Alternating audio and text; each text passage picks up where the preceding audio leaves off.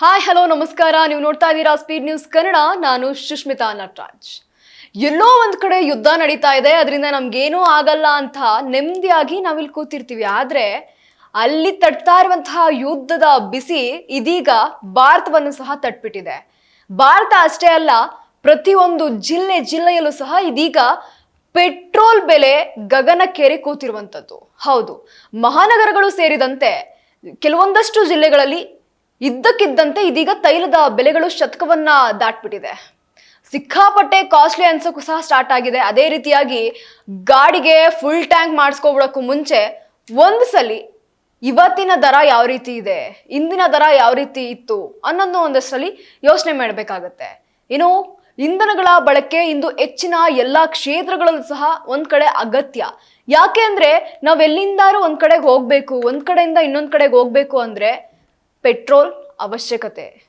ಕೈಗಾರಿಕೆ, ಕೃಷಿ, ಯಂತ್ರೋಪಕರಣಗಳ ಚಾಲನೆ, ಹೀಗೆ ಪ್ರತಿಯೊಂದು ಕ್ಷೇತ್ರದಲ್ಲೂ ಸಹ ಬೇಡಿಕೆ ಹೆಚ್ಚುತ್ತಾನೆ ಇದೆ. ಆದ್ರೆ ಪೂರೈಕೆ ಮಾತ್ರ ಎಲ್ಲಿಗೂ ಸಹ ಸಾಕಾಗ್ತಾ ಇಲ್ಲ.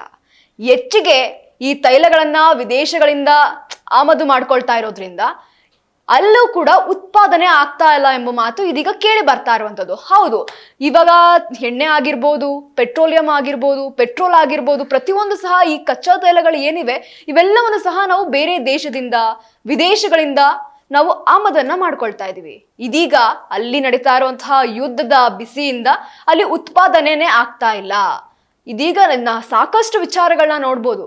ಅರ್ಮುಜ್ ಜಲಸಂಧಿ ಏನು ಕ್ಲೋಸ್ ಆಗಿದೆ, ಅದಾದ ನಂತರ ಇದೀಗ ಎಷ್ಟೋ ವಿಚಾರದಲ್ಲಿ, ಎಷ್ಟೋ ವಿಷಯಗಳಿಗೆ ಸಾಕಷ್ಟು ತೊಂದರೆಗಳು ಉಂಟಾಗ್ತಿದೆ, ಸಾಕಷ್ಟು ಏರುಪೇರುಗಳು ಉಂಟಾಗ್ತಾ ಇದೆ. ಪೆಟ್ರೋಲ್, ಡೀಸೆಲ್ ಇವೇನಿದೆ ಇದು ನೈಸರ್ಗಿಕವಾಗಿ ಉತ್ಪಾದನೆ ಆಗ್ತಾ ಇರುವಂತಹ ವಸ್ತುಗಳು. ಪ್ರತಿಯೊಬ್ರು ಸಹ ಅದನ್ನ ಅವಲಂಬಿತರಾಗಿರ್ತಾರೆ. ಅಂತಹ ವಸ್ತುಗಳ ಮೇಲೆ ಪ್ರತಿಯೊಬ್ರು ಸಹ ಅವಲಂಬಿತ. ಬರೀ ಓಡಾಡಕ್ಕಷ್ಟೇ ಅಲ್ಲ, ಕೃಷಿ ಕ್ಷೇತ್ರ ಆಗಿರ್ಬೋದು, ಕೈಗಾರಿಕಾ ಕ್ಷೇತ್ರಗಳಾಗಿರ್ಬೋದು, ಇವೆಲ್ಲದಕ್ಕೂ ಸಹ ಪೆಟ್ರೋಲ್, ಡೀಸೆಲ್ ಏನು ಇವೆಲ್ಲವೂ ಸಹ ಅವಶ್ಯಕತೆ ಇರುವಂತದ್ದು. ಇವುಗಳ ದರ ಏರಿಕೆ ಇಳಿಕೆ ಇದೊಂದು ಜಾಗತಿಕ ವಿದ್ಯುನ್ಮಾನ ಎನಿಸಿದ್ರು ಪೂರೈಕೆಯ ಕೊರತೆಯಿಂದ ಇದೀಗ ಇಂಧನಗಳು ಒಂದಷ್ಟು ಅಡೆತಡೆಗಳನ್ನ ಎದುರಿಸ್ತಾ ಇರುವಂತದ್ದು. ಇದಕ್ಕೆ ಅಸಲಿ ಕಾರಣ ಏನು ಅಂತ ನೋಡೋದಾದ್ರೆ, ಇದಕ್ಕೆ ಅಸಲಿ ಕಾರಣ ಏನು ಅಂತ ಯಾರು ಸಹ ತಲೆ ಕೆಡಿಸ್ಕೊಳ್ತಾ ಇಲ್ಲ. ವಾಹನ ಸವಾರರು ತಮ್ಮ ಗಾಡಿಗಳಿಗೆ ಫುಲ್ ಟ್ಯಾಂಕ್ ಮಾಡ್ಕೊಳ್ಳೋಕ್ಕೂ ಮುನ್ನ ಒಂದು ಸರಿ ಇಂಧನಗಳು ಪೋಲ್ ಆಗದಂತೆ ಕಾಪಾಡ್ಕೊಳ್ಳುವಂತಹ ಜವಾಬ್ದಾರಿಯು ಸಹ ನಿಮ್ಮ ಕೆಲಸ ಆಗಿರುತ್ತೆ. ಅಯ್ಯೋ, ನಾವು ಫುಲ್ ಟ್ಯಾಂಕ್ ಮಾಡ್ಕೊಂಡ್ಬಿಡ್ತೀವಿ, ಏನೋ ಪ್ರಾಬ್ಲಮ್ ಆಗಲ್ಲ ಅಂತ ಯೋಚನೆ ಮಾಡ್ತಿರ್ತೀರಾ. ಆದ್ರೆ ಒಂದು ಸರಿ ಅದು ಪೋಲ್ ಆಗದೆ ಇರೋ ತರ ಕಾಪಾಡ್ಕೊಳ್ಳೋದು ಸಹ ಇದೀಗ ನಿಮ್ಮ ಜವಾಬ್ದಾರಿ ಆಗಿರುತ್ತೆ. ಒಂದ್ಸರಿ ಹೋಗ್ಬಿಟ್ಟು ಫುಲ್ ಟ್ಯಾಂಕ್ ಮಾಡ್ಕೊಂಡ್ ಬಂದ್ಬಿಡ್ತೀರಾ, ಅದಾದ್ಮೇಲೆ ಅದು ಪೋಲ್ ಆದ್ರೆ ಮತ್ತೆ ನೀವೇ ಅನ್ಭವಿಸ್ತೀರಾ. ಇಂಧನಗಳ ಬೆಲೆ ಡೈನಾಮಿಕ್ ಆಗಿರೋದ್ರಿಂದ ಭಾರತದಲ್ಲಿ 2017ರಿಂದ ಇವುಗಳ ಬೆಲೆ ಯಾವ ರೀತಿ ಇದೆ ಅನ್ನೋದನ್ನ ನಿತ್ಯ ಪರಿಷ್ಕರಿಸಲಾಗ್ತಾ ಇರುವಂತದ್ದು. ಕೆಲವೊಂದಷ್ಟು ಹಿಂದೆ ಒಂದು 15 ದಿನಕ್ಕೊಂದ್ಸಲೋ, ಒಂದು ತಿಂಗಳಿಗೊಂದ್ಸಲೋ ಪೆಟ್ರೋಲ್ ರೇಟ್ ಯಾವ ರೀತಿ ಇದೆ, ಪೆಟ್ರೋಲ್ ರೇಟ್ ಜಾಸ್ತಿ ಆಗಿದ್ಯಾ, ಕಮ್ಮಿ ಆಗಿದ್ಯಾ, ಈ ರೀತಿ ಒಂದಷ್ಟು ಅಪ್ಡೇಟ್ಗಳು ಸಿಗ್ತಾ ಇದ್ರು. ಆದ್ರೆ ಇದೀಗ ನಿತ್ಯದ ಅಪ್ಡೇಟ್ ಏನು ಅನ್ನೋದನ್ನ ಇದೀಗ ವಾಹನ ಸವಾರರು ತಿಳ್ಕೊಳ್ಳೇಬೇಕಾಗುತ್ತೆ. ಯಾಕಂದ್ರೆ ದಿನನಿತ್ಯ ಓಡಾಡುವಂತಹ ಸವಾರರಿಗೆ ಸಡನ್ ಆಗಿ ಪೆಟ್ರೋಲ್ ಬಂಕ್ ಹೋಗ್ಬಿಟ್ಟು ನೀನ್ 100 ರೂಪಾಯಿಗೆ ಹಾಕಪ್ಪ ಅಂದ್ರೆ 1 ಲೀಟರ್ ಹಾಕಪ್ಪ ಅನ್ಬಿಟ್ಟು ನಾನು 100 ರೂಪಾಯಿ ಕೊಡ್ತೀನಿ ಅಂತ ಅನ್ಕೊಂಡ್ರೆ ಅಲ್ಲಿ ಆಲ್ರೆಡಿ 115 ಏನೋ ಹಾಕೂತಿರುತ್ತೆ. ಈ ರೀತಿ ಆಗುವಂತಹ ಸಮಸ್ಯೆಯಿಂದ ಇದೀಗ ದಿನನಿತ್ಯದ ಅಪ್ಡೇಟ್ ಕೊಡ್ತಾ ಇರುವಂತದ್ದು. ಬೆಂಗಳೂರು ಸೇರಿ ಮಹಾನಗರದಲ್ಲಿ ತೈಲದ ದರ ಗಗನವನ್ನ ಮುಟ್ಟಿರುವಂತದ್ದು. ರಾಜಧಾನಿ ಬೆಂಗಳೂರು ನಗರದಲ್ಲಿ ಇಂದಿನ ಪೆಟ್ರೋಲ್ ದರ ಏನು ಅಂತ ನೋಡೋದಾದ್ರೆ 102.92 ಆಗಿದೆ. ಅದೇ ರೀತಿಯಾಗಿ ಡೀಸೆಲ್ ದರ ಏನು ಅಂತ ನೋಡೋದಾದ್ರೆ 90.99 ಆಗಿದೆ.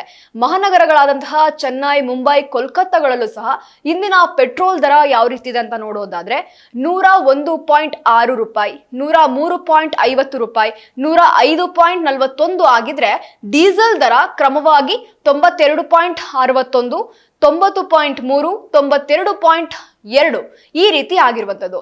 ಇನ್ನುಳಿದಂತೆ ರಾಜಧಾನಿ ದೆಹಲಿಯಲ್ಲಿ ಇಂದಿನ ಪೆಟ್ರೋಲ್ ದರ ಏನು ಅಂತ ನೋಡೋದಾದ್ರೆ 94.77 ಆದ್ರೆ ಡೀಸೆಲ್ ದರ 87.67 ಆಗಿದೆ. ಈ ರೀತಿ ದರ ದಿನದಿಂದ ದಿನಕ್ಕೆ ಹೆಚ್ಚಾಗ್ತಾ ಹೋಗ್ತಾ ಇದ್ರೆ ಮುಂದಿನ ದಿನಗಳಲ್ಲಿ ಮತ್ತೆ ಇದರಿಂದ ಸಾಕಷ್ಟು ತೊಂದರೆಗಳು ಉಂಟಾಗುವಂತಹ ಸಾಧ್ಯತೆ ಇದೆ. ಅಲ್ಲೆಲ್ಲೋ ಯುದ್ಧ ನಡೀತಾ ಇದೆ, ಅದರಿಂದ ನಮ್ಗೇನೋ ಪ್ರಾಬ್ಲಮ್ ಆಗಲ್ಲಪ್ಪ ಅಂತ ಕೂತ್ಕೊಳ್ಳೋದ್ರೆ ನಿಜಕ್ಕೂ ಸಾಕಷ್ಟು ತೊಂದರೆಗಳು ಉಂಟಾಗುವಂತಹ ಸಾಧ್ಯತೆ ಇದೆ. ಯುದ್ಧ ನಡೀತಿರೋದು ಇರಾನ್, ಇಸ್ರೇಲ್, ಅಮೆರಿಕ ನಡುವೆನೇ ಆಗಿರ್ಬೋದು. ಆದ್ರೆ ಬಿಸಿ ತಡ್ತಾ ಇರೋದು ಭಾರತಕ್ಕೆ. ಇದೀಗ ಪೆಟ್ರೋಲ್ ದರ, ಗ್ಯಾಸ್ ಪ್ರತಿಯೊಂದು ಸಹ ದಿನದಿಂದ ದಿನಕ್ಕೆ ಹೆಚ್ಚಾಗ್ತಾನೆ ಇದೆ. ಇದೀಗ ಪೆಟ್ರೋಲ್ ದರ ಆಯ್ತು, ಮುಂದಿನ ದಿನಗಳಲ್ಲಿ ಗ್ಯಾಸ್ LPG ಗ್ಯಾಸ್ ಈಗಾಗಲೇ ಕೊರತೆಗಳು ಉಂಟಾಗ್ಬಿಟ್ಟಿದೆ. ಸಾಕಷ್ಟು ಹೋಟೆಲ್ಗಳು ಮುಚ್ಚುವಂತಹ ಸಾಧ್ಯತೆಗಳು ಸಹ ಇದೀಗ ಕಂಡು ಬರ್ತಾ ಇರುವಂತದ್ದು.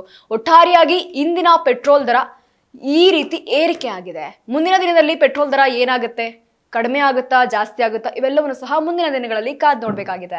ಇದಾಗಿತ್ತು ಈ ಕ್ಷಣದ ಸುದ್ದಿ. ಮತ್ತಷ್ಟು ಅಪ್ಡೇಟ್ಸ್ಗಾಗಿ ನೀವು ನೋಡ್ತಾ ಇರಿ ಸ್ಪೀಡ್ ನ್ಯೂಸ್ ಕನ್ನಡ. ಸುದ್ದಿ ನಿಮ್ಮದು, ವೇಗ ನಮ್ಮದು.